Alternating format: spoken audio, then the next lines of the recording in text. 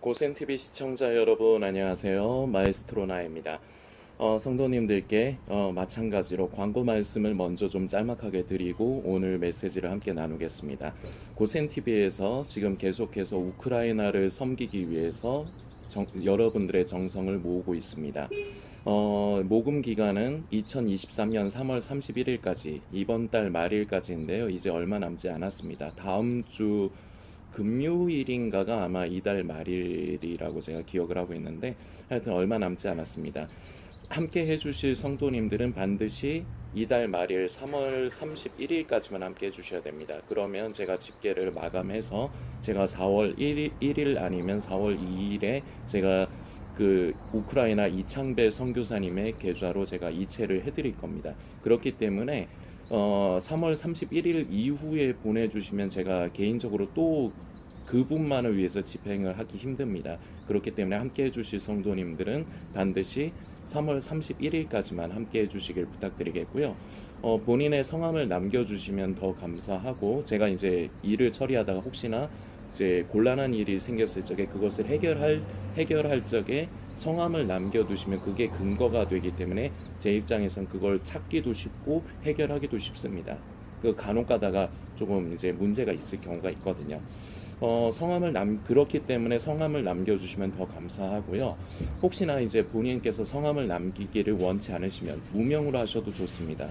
다만 우크라이나라는 메모는 반드시 남기시면서 보내주셔야 됩니다. 이 부분 꼭 기억을 해주시고 이 동영상 댓글란에다가 제가 고정 댓글로 남겨둘 테니까 성도님들께서 확인해 주시고 그대로 해주시길 부탁드리겠고요. 지금까지 현재 33만 원이 계속해서 모여있는 상태입니다. 요즘 참 많이 어려운 시기인데 우리 성도님들 함께 해주셔서 참 감사드리고요. 아직까지 참여해 주시지 못한 성도님들 그리고 아직까지는 마음이 없으신 성도님들께 부탁을 드립니다. 많고 적음을 떠나서 함께 해주시길 부탁드리겠습니다. 요새 대부분 스마트 뱅킹 이용하실 겁니다. 스마트폰을 다들 사용하시면서 거의 그 은행 업무를 스마트폰으로 이제 해결을 하실 텐데 거의 대부분은 은행 간 이체 수수료가 발생하지 않을 거예요. 100원을 보내도 500원을 보내도 은행 이체 수수료가 발생하지 않습니다. 그래서 제가 성도님들께 드리고 싶은 말씀은 뭐냐? 1,000원이라도 함께 해주십시오. 물질의 많고 적음이 하나님 앞에서 물질을 드릴 때 중요하지 않습니다. 우리의 마음의 중심이 중요한 것입니다. 내가 1,000원을 드린다 할지라도요. 이것 내가 하나님께서 기뻐하시는 일, 복음을 전하고 사람을 살리는 일에 나는 외면하지 않겠고 나는 방관하지 않겠고 나는 무관심하지 않겠다 하는 마음의 중심을 하나님께서는 기뻐 받아주시는 겁니다. 아무리 뭐 예를 들어서 1,000원보다는 10만 원이 100만 원이 객관적으로는 큰 돈이겠죠. 그러나 이러한 마음의 중심이 없다면은 그 10만 원, 그 100만 원이 결코 크다고 할 수 없습니다. 1,000원을 드린다 할지라도 다시 말씀드리지만 우리가 하나님 앞에서 마음가짐이 어떠하냐가 중요한 것입니다. 이창배 선교사님은 지금 현재 우크라이나 피난민들에게 식사를 제공하시고 그리고 기초적인 생필품을 제공하시면서 예수님의 사랑과 복음을 전하는 일을 현장에서 직접 감당을 하고 계십니다. 물론 혼자만 하시는 게 아니라 같이 일하는 팀원들이 있는데요. 이분들이 계속해서 이 사역을 감당하시려면 그 생필품도 계속해서 준비를 해야 되고 그리고 식사를 제공하기 위해서는 식재료도 준비를 해야 되는데 그러려면은 후원이 있어야 됩니다. 그런데 지금 우크라이나 전쟁 사태가 길어지다 보니까 많은 후원이 이미 끊어져 있고 지금도 점점 후원이 끊어져 가고 있는 상태인데 우리가 엄청나게 많은 금액을 모으지는 못할 겁니다. 그러나 우리가 비록 작은 정성이라 할지라도 우리가 이 일에 마음을 함께하고 우리가 이것에 함께 물질로서라도 동역을 함으로써 함께 이 귀한 일을 우리가 감당해야 됩니다. 복음을 전하는 일, 사람을 살리는 일은 어떤 특정한 사람만 하는 것이 아니라 저와 그리고 이 영상을 보시는 성도님도 예외 없이 우리가 반드시 주님 다시 오실 날까지 해야 되는 기초적인 아주 기본적인 일일 뿐입니다. 성도님들께서 꼭 관심 가져주시고 남은 기간 동안 함께 해주시기를 부탁을 드리겠습니다. 어제 이제 영상에서 잠깐 제가 언급을 했지만 요새 이제 넷플릭스를 통해서 나는 신이다라는 그게 이제 다큐멘터리인지 드라마인지 뭔지는 제가 정확하게 모릅니다. 저는 넷플릭스를 이용하지를 않아서요. 그런데 이제 그것이 지금 한창 지금 사회적으로 이슈를 끌면서 많은 사람들의 공분을 일으키고 있습니다. 오늘 제가 성도님들께 조금 아슬아슬한 선까지로 제가 좀 민감한 부분까지 좀 성도님들과 이제 나누려고 하는데요. 성도님들께서 그래서 잘 들으셔야 됩니다. 넘겨가면서 들으시거나 딴 생각하면서 들으시면 그것을 성도님이 잘못 들으면 성도님이 잘못하면 시험에 듭니다. 이런 일이 있으면 안 되기 때문에 성도님께서 영상의 내용을 집중해서 잘 들어주시길 부탁드리겠습니다. 오늘은 여느 때보다 제가 조금 아슬아슬한 선까지로 제가 여러분들과 좀 그 생각을 좀 나누려고 하는데요. 저도 그 이제 뭐 여러분들도 잘 아시겠지만 나는 신이다를 통해서 그 문제되는 JMS 정명석이라든지 아니면 만민의 이재록이라든지 아니면 아가동산 김기순 이기순인지 김기순인지 정확하게 모르겠는데 이런 사람들이 이번에 나는 신이다를 통해서만 알려진 건 아니에요. 아주 오래전부터 유명했던 사람들입니다. 사이비로서 이단 정도가 아니라 사이비로서 사이비와 이단을 조금 구분을 해야 되는데 사이비는 결과적으로 법적인 부분까지 어겨가는 사회 질서와 법을 어기는 단체를 얘기를 하는 겁니다. 그 만민도 그렇고요. 그리고 그 JMS 정명석도 사이비에 속합니다. 결과적으로 범죄자들이라 이 사람들은 다른 수식어를 더 쓸 필요 없습니다. 그냥 범죄자예요. 그냥 딱 한마디면 됩니다. 그냥 범죄자예요. 이런 범죄자들의 집단, 그냥 사이비입니다. 사이비와 이단은 약간의 차이가 있습니다. 그런데 일단 사이비는 법적인 부분까지 이제 어기고 사회 질서를 무너뜨리는 것까지도 하는 사람들을 사이비라고 합니다. 저도 이 사이비 교주들의 이제 행각을 뭐 이 사람들 뿐입니까? 뭐 신천지 같은 경우도 그렇고 그리고 통일교 같은 경우도 그렇고 아직도 남아 있습니다. 통일교 교주 문선명이가 죽었어도 아직까지 그것을 계승을 해서 그것을 권력으로 행사를 하는 사람들이 아직도 있어요. 통일교 무너진 거 아닙니다. 그리고 만민이요. 제가 엊그저께 그 우연찮게 알게 됐는데 그 이재록이 그 무슨 암에 걸렸답니다. 그래서 그 암 투병으로 인해서 그 수감 생활을 계속할 수 없다 해서 풀려났다고 하는 얘기가 있더라고요. 그게 진짠지 아닌지는 모르겠지만 어쨌거나 이런 사람들은 그냥 단순한 그냥 사이비 교주입니다. 그냥 범죄자이죠. 근데 저도 이 사람들의 이런 행각들을 뭐 근래에 들어서만 한 게 아니라 예전부터 다 유명했던 사람들이고요. 그런데 이번에 특히나 그 나는 신이다를 통해서 많은 관심이 여느 때보다 전 우리나라 전체적으로 많은 관심 이슈를 끌면서 공분을 일으키고 있습니다. 그리고 저 또한도 분노를 느낍니다.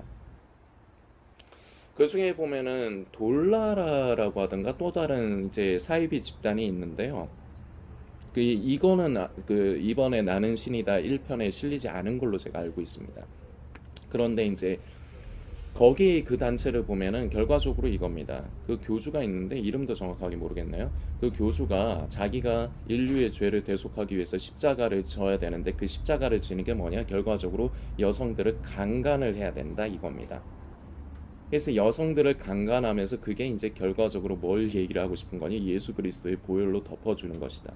그런데 자기는 인간의 죄를 받아서 자기 몸에 쌓는 것이다. 마치 예수님이 십자가에서 인류의 죄를 대속하시듯이 자기는 여성들과 성관계를 가짐으로 인해서 자기가 그 죄를 짊어지는 것이다. 이런 교리를 내세우면서 자기만의 교리를 내세우면서 또 자기들만의 성경책도 만들더라고요. 성경이라고 할 수도 없죠. 자기들만의 그 규례집을 만들어 가지고 뭐 그렇게 이제 공동 생활, 단체 생활을 하면서 그 거기에 이제 교주에게 이제 일을 착취당하고 임금을 착취당하고 이제 그런 내용이 있는 이제 사이비 집단이 있는데 만일에 나는 신이다가 2편까지 나온다면 아마 이 사람도 이제 거론이 되지 않을까 생각이 됩니다.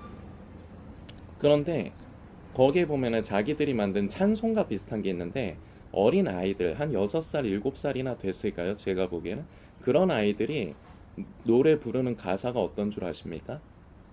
나는 그 교주의 내용이 이겁니다. 교주의 아이를 낳아 드릴 거예요. 이게 다 큰 여자들이 부르는 게 아니고요. 7살, 한 5살, 7살 그 정도 되는 애기들 얼마나 작고 귀엽고 이쁩니까? 이 애기들이 그게 무슨 뜻인지는 알고 부를까요? 애들 재롱잔치를 하는데요. 근데 부르는 노래가 그 교주의 아이를 제가 낳아드릴 거예요. 이런 가사로 노래를 부릅니다. 저는 그걸 보고 분노를 느꼈어요. 그리고 그 단체는 아이들을 학교에 보내지 않습니다. 자기들만의 교육 그 모여서 집단 생활을 하면서 그 안에 그 교육 시설을 만들어 두는데 그 교육 시설 안에서 아이들에게 필요한 기초적인 세상에서 필요한 공부를 가르치는 게 아니라 그 교주의 그 책을 갖다 놓고 그 책을 읽게 하고 그런 거를 가르치더라고요. 그리고 세상의 그런 지식이라든지 그런 거를 공부하고 알려고 하면은 그걸 처벌을 하고 그러면서 때리고 저는 그 부분에서 분노를 느꼈습니다. 만민 이재록 같은 경우는 저는 개인적으로도 저는 분노를 느낍니다. 왜냐 저희 친아버지가 만민의 골수분자거든요. 개인적으로도 저는 악감정이 있습니다. 만민 이재록에게는.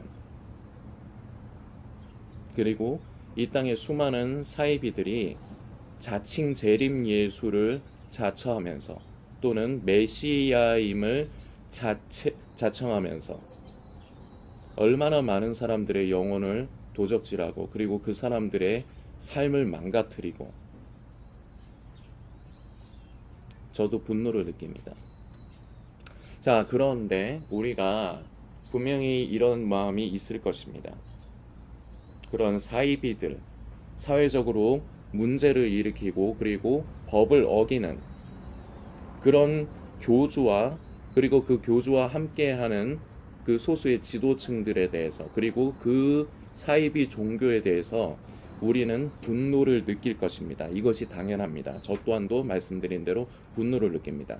자, 그런데 이번에도 제가 어제 영상에서 잠깐 이런 말씀을 드렸지만 이 나는 신이다라는 프로그램을 통해서 사탄이 역사하는 의도가 하나가 제가 보이는 것이 있습니다.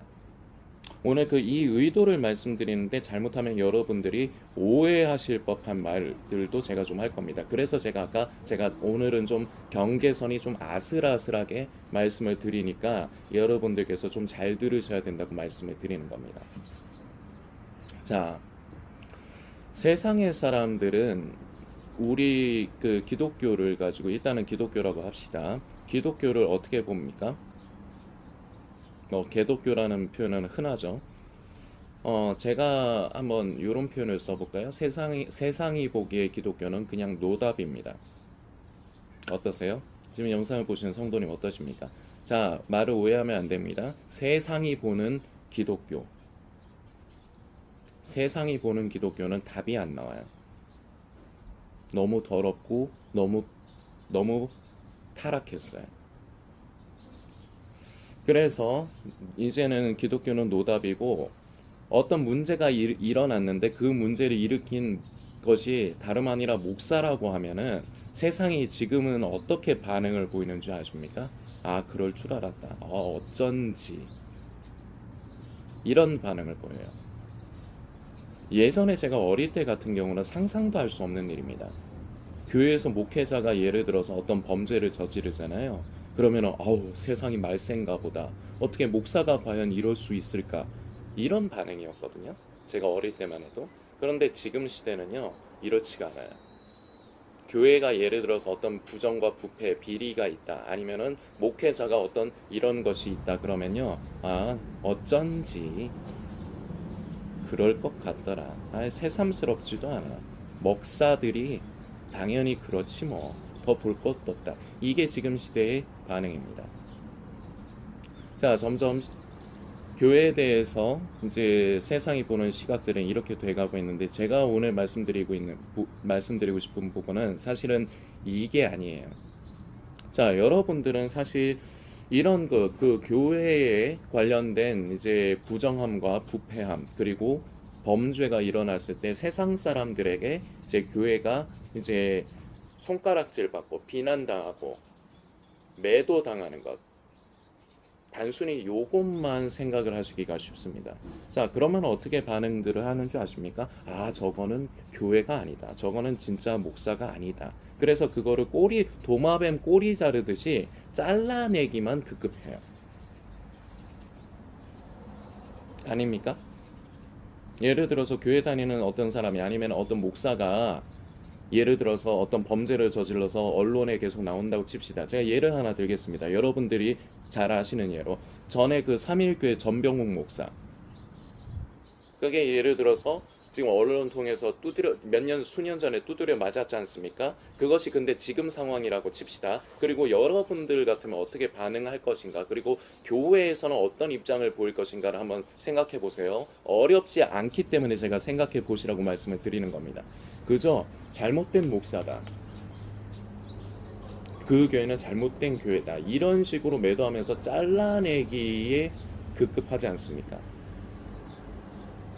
그래서 진짜 기독교는 저렇지 않아요. 이러면서 개인적으로 이런 사람들이 있습니다. 아, 내가 그런 건 아니지만 참 나는 기독교인으로서 부끄럽고 죄송하다. 이런 댓글들을 다는 사람들이 있어요. 우리 고센TV 성도님들 중에도 그런 분들이 계실 수 있습니다. 자, 제가 지금부터 드리는 말씀 오해하지 마시고 들으십시오. 그런 거 하지 마십시오. 세상은요, 이래도 저래도 교회를 못 잡아먹어서 안달입니다. 왜냐? 영이 다르기 때문입니다. 영이 다르다는 게 무엇이냐? 배후에서 역사하는 것이 다르기 때문에 지배를 받는 게 달라요. 이 말이 무엇이냐? 가치관이 달라요. 세상을 보는 눈이 달라요. 생각이 아예 달라요.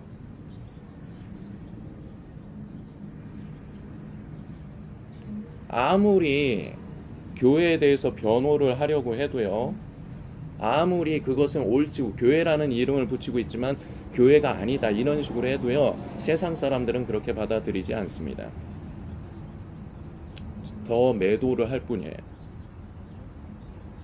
우리 성도님들 오늘 이후부터는 절대로 앞으로도 이런 사건들 교회가 욕먹고 이렇게 핍박을 받을 만한 일이 터질 적에 그냥 입 다물고 가만히 계십시오.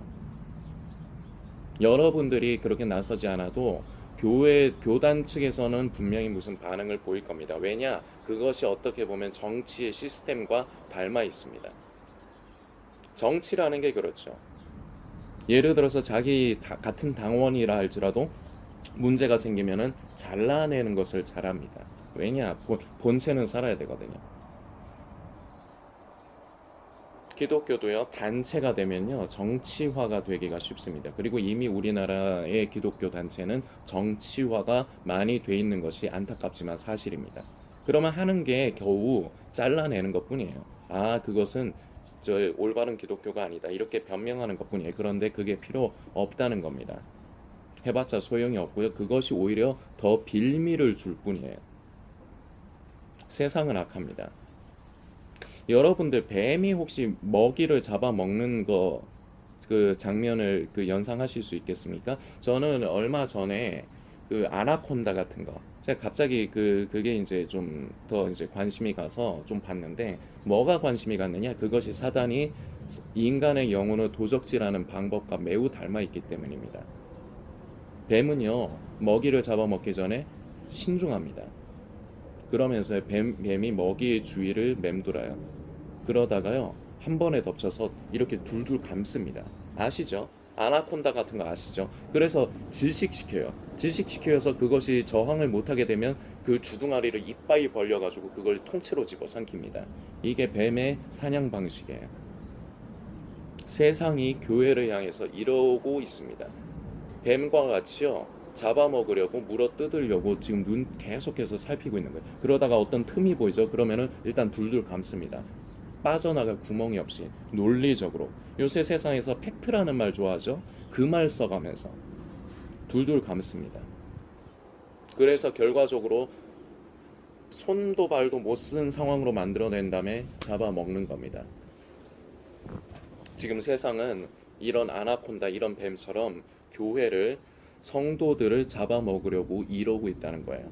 근데 여기에 기회를 주는 게, 잘못한 여러분들은 이게, 그러니까 비둘기같이 순결하고 뱀처럼 지혜로워야 되는데 뱀처럼 지혜롭지가 못한 겁니다.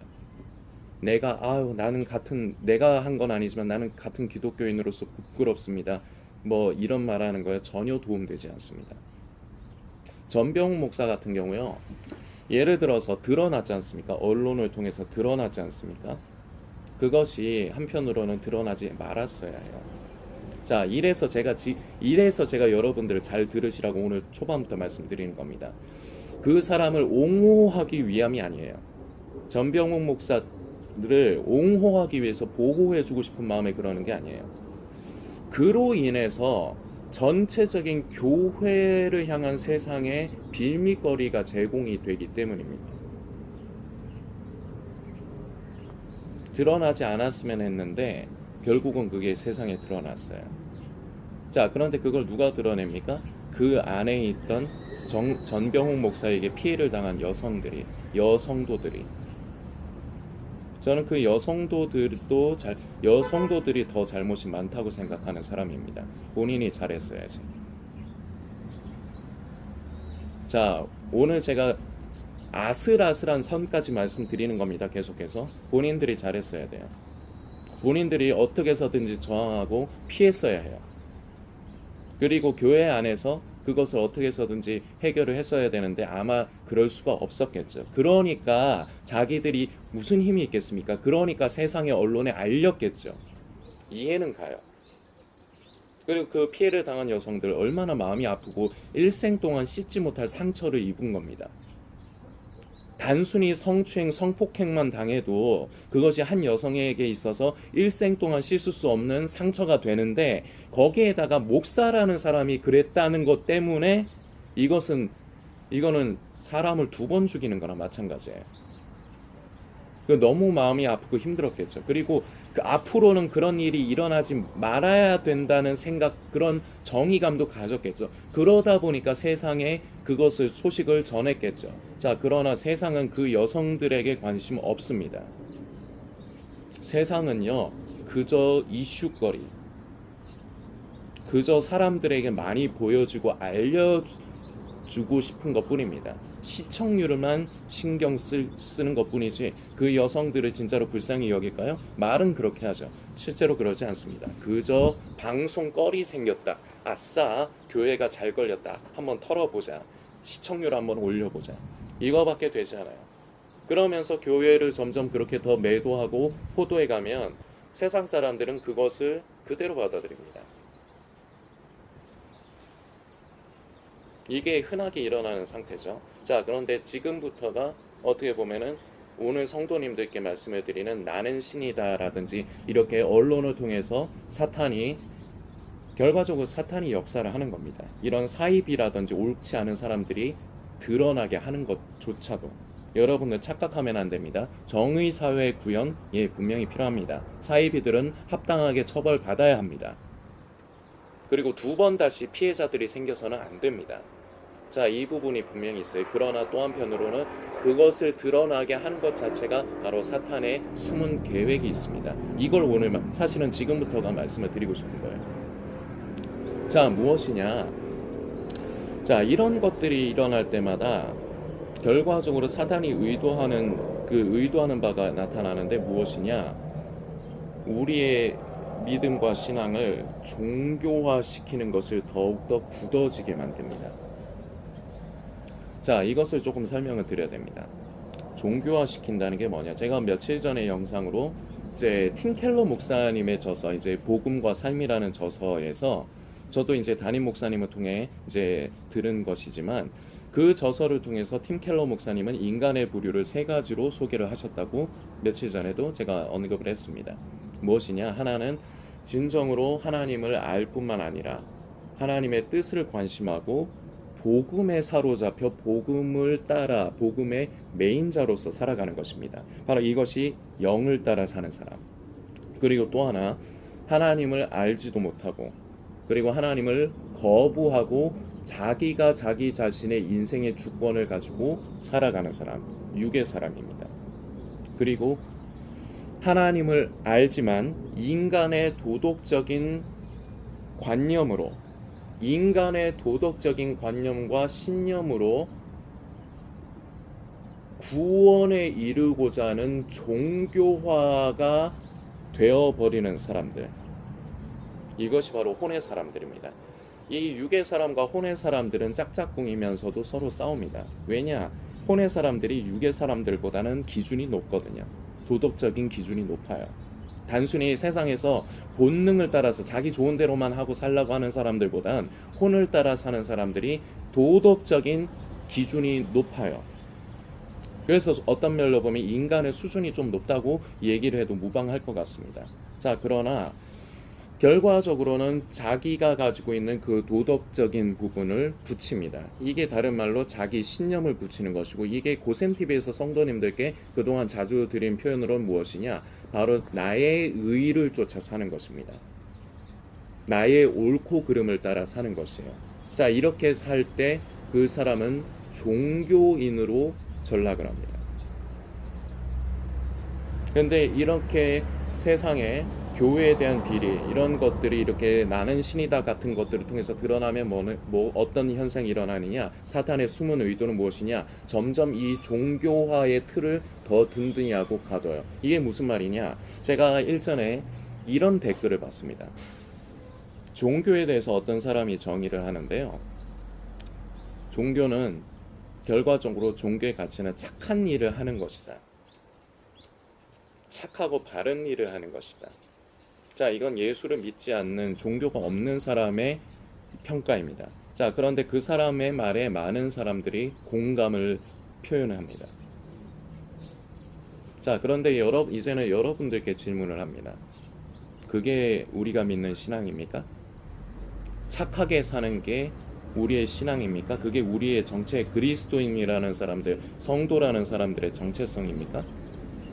진정으로 성령을 따라 사는 사람들도요, 높은 수준의 도덕성을 가지고 있습니다. 그런데 왜 높은 수준의 도덕성이냐? 세상에서의 단순한 규범 정도가 아니라 우리는 성령을 따라 살면서 성령께서 우리의 양심 가운데 역사하시기 때문에 세상에서는 죄가 아니고 법을 어기는 것이 아니지만 우리에게는 하나님 앞에서 부족한 것이나 범죄하는 것이 있습니다. 우리는 이것마저도 우리는 성령을 따라 살아야 되기 때문에 우리는 세상 사람보다 기준이 높아요. 그리고 혼을 따라 사는 사람들보다도 기준이 높습니다. 착하게 사는 거요, 선한 일 하는 거요, 그건 진정으로 예수를 믿는 사람들의 삶 가운데서 나타나는 극히 일부분 중에 하나입니다. 그러나 이것을 또 성도님들이 그렇다고 해서 이렇게 받아들이면 안 되죠. 그렇다고 해서 선한 일을 하는 것이 중요한 게 아니야, 착한 일을 하는 게 중요한 게 아니야, 그거보다 우리의 믿음에는 더 중요한 것이 있어, 이렇게만 여겨서도 되는 건 아니죠. 그것도 필요합니다. 자, 그러나 세상은 교회를 그렇게 기준화 삼아서 가두려고 하는데, 이게 단순히 세상에서만의 논리가 되느냐? 그것이 점점 교회 안으로 들어오게 됩니다. 그래서 이것이 사탄의 숨은 전략이라고 제가 표현을 하는 겁니다. 교회로 왜 들어오느냐? 교회 안에는 신앙생활을 오래 하고 믿음이 신실한 사람만 있는 게 아니에요. 신앙생활은 교회를 다닌 지는 오래됐어도 신실하지 못한, 성령을 따라 사는 게 아니라 육을 따라 사는, 다른 말로 하면은 혼의 지배를 받는 사람들이 더 많습니다. 성령을 따라 살고 영의 지배를 받는 사람이 많은 게 아니라, 안타깝지만 교회라는 곳은요, 혼을 따라, 다시 말씀드립니다. 혼을 따라 사는 것은 무엇이냐? 자기의 의를 따라, 자기가 정한 도덕성을 따라, 기준을 따라, 신념을 따라 사는 것이 바로 종교인이에요. 이 종교인이 교회 안에는 더 많아요. 성령을 따라 사는 사람들보다. 이 종교인들이 이 세상에서의 논리를 받아들입니다. 자, 그러면 어떻게 되는지 아십니까? 교회를 감시를 해요. 우리 목사가 뭔가 잘못된 게 없는가?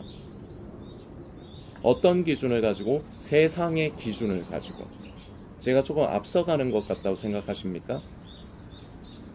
물론 저는 이런 일이 없었으면 좋겠습니다. 그러나 시간이 지나면은 알게 되겠죠. 교회 안에서 성령을 따라 사는 사람들이 아닌 육을 따라 사는 사람들이 이 세상에서 얘기하는 도덕적인 관념과 가치의 종교인으로서 굳어지고 그 틀을 만드는데 이것이 교회 안으로 스며들 것입니다. 어떤 사람들을 통해? 바로 혼의 영역에 속한 사람들, 자신의 의를 쫓아 성령을 따라 사는 것이 아니라 자기의 의를 쫓아 사는 사람들, 자기의 도덕적인 신념을 쫓아 사는 사람들, 이것이 믿음이다. 이것이 바로 예수님을 믿는 것이다. 이것이 바로 바른 믿음이다. 스스로만의 자기만의 믿음을 가지고 사는 사람들, 고센TV에서 그동안 자주 얘기했던 자기 의를 가진 사람들, 자기의 의를 따라 사는 사람들. 그러면서 교회는 점점 기능을 더 잃어갈 겁니다. 지금도 많이 기능을 잃었는데 더 많은 기능을 잃어갈 것이고요. 그리고 점점 이것이 병균처럼 더 많이 퍼질 겁니다. 대부분 교회에서는 다른 것은 문제 삼을 것이 없습니다. 그런 사이비 이단 교주들처럼 목사님들이 무슨 일부 그런 잘못된 사람들이 있겠지만 대부분은 뭐 불륜이라든지 그런 부분에 대해서는 괜찮습니다. 자, 그런데 문제를 삼을 거리가 뭐냐? 결국 헌금에 관련된 거. 세상 사람들의 기준은 무엇인지 아십니까? 그냥 자기가 하고 싶을 때 하고 싶은 만큼만 그냥 좋은 일에 쓰면 된다. 교회에다 헌금 갖다 바치지 마라 하면서 하나님께 드리는 거지 교회에 드리는 게 아니다. 목사에 드리는 게 아니다 하면서 이 돈에 대해서 민감하게 반응을 하게 하면서 더 세상의 관점으로 접근하게 해요. 전에 제가 고센TV를 통해서 이런 말씀을 드린 적이 있습니다. 하나님을 사랑하면 사랑할수록 그 안에 감사함이 있기 때문에 하나님 앞에 더 많이 드리게 돼 있다. 자, 이 말을 지금 영상을 보시는 성도님은 어떻게 생각하십니까? 두 부류로 나뉠 겁니다. 별로 이견이 없는 분들과 그렇지 않게 생각하시는, 왠지 거부하고 싶으신 분들이 있을 겁니다. 거부하신 분들은 왜 거부하시는지 제가 얘기해 볼까요? 본인이 그렇게 안 하고 계시거든요. 근데 본인은 예수를 잘 믿고 있다고 여기고 싶거든요. 그러니까 거부하고 싶겠죠. 하나님을 사랑할수록 물질을 더 많이 드리게 돼 있다. 감사하기 때문에 더 많이 하나님께 드리게 돼 있다. 이 말을 거부하고 싶겠죠. 왜냐?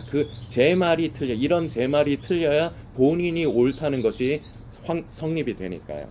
전에 고센TV에 그래서 제가 그 영상을 올렸을 때 스스로를 성도라고 하면서요. 그리고 저는 그 사람이 누군지 압니다. 제가 한때 도움까지 주려고 했던 사람인데요. 눈에 불을 켜고 고센TV를 회방하는 사람이 있습니다. 어린 사람이에요.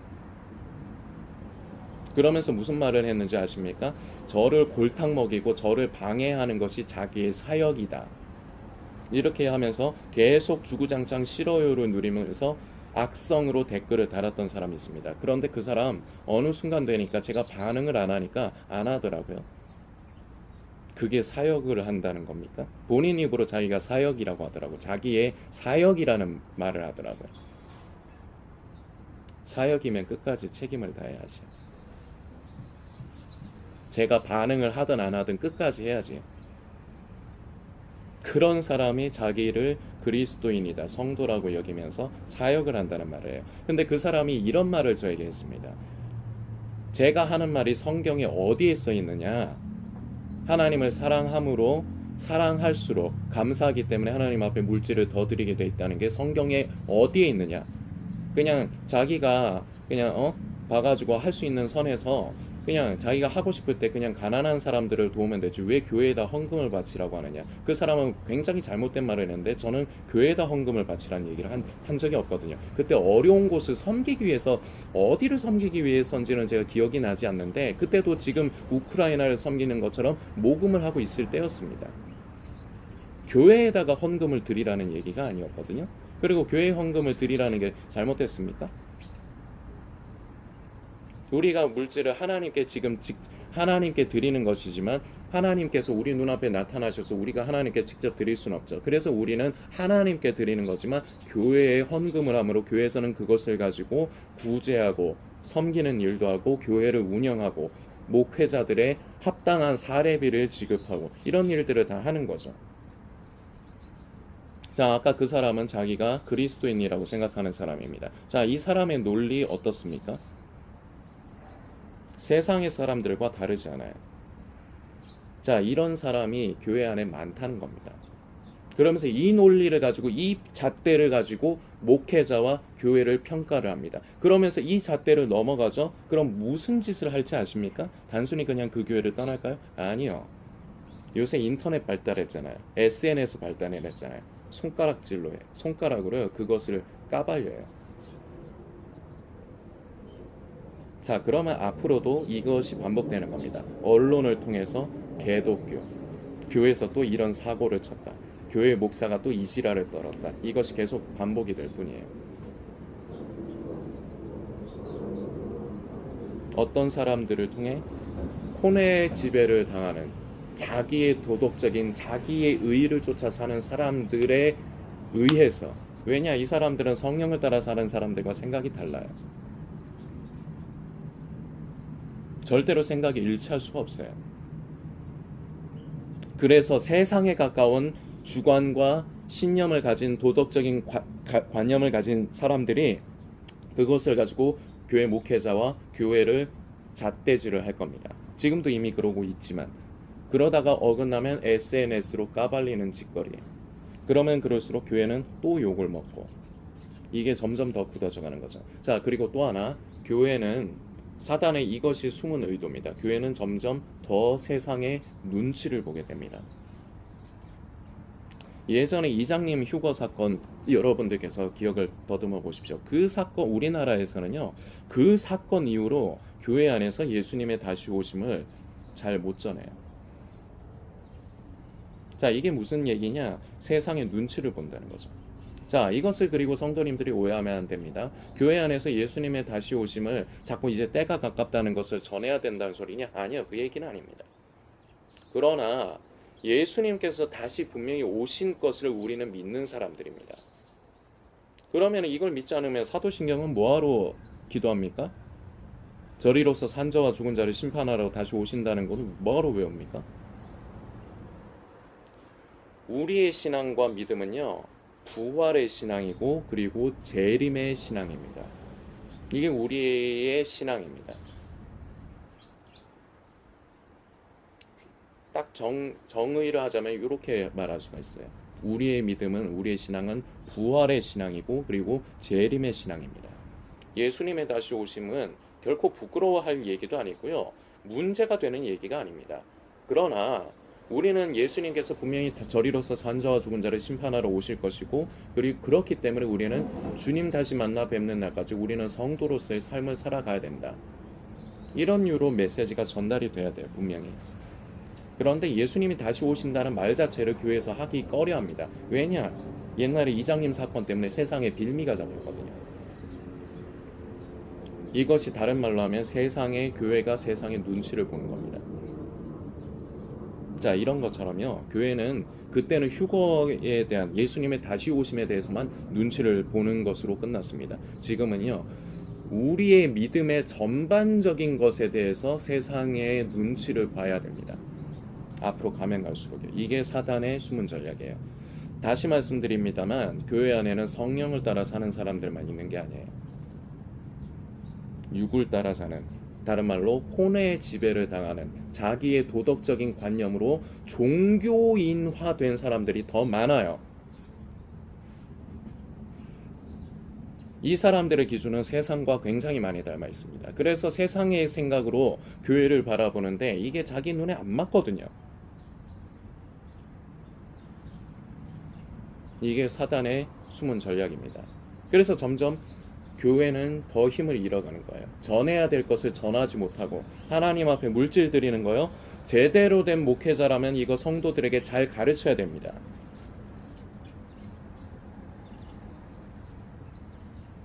아, 성도들이 싫어하니까? 물질 얘기하면 싫어하니까?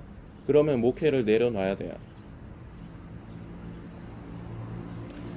우리 주님께서 분명히 다시 오실 것, 그리고 분명히 심판이 있다는 것을 절대로 부끄러워하면서, 그리고 성도들 눈치 때문에 전하지 못한다는 것은 목사의 자격이 없습니다.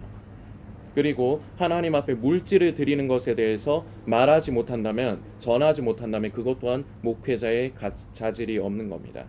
물론 지혜롭게 해야 되겠죠.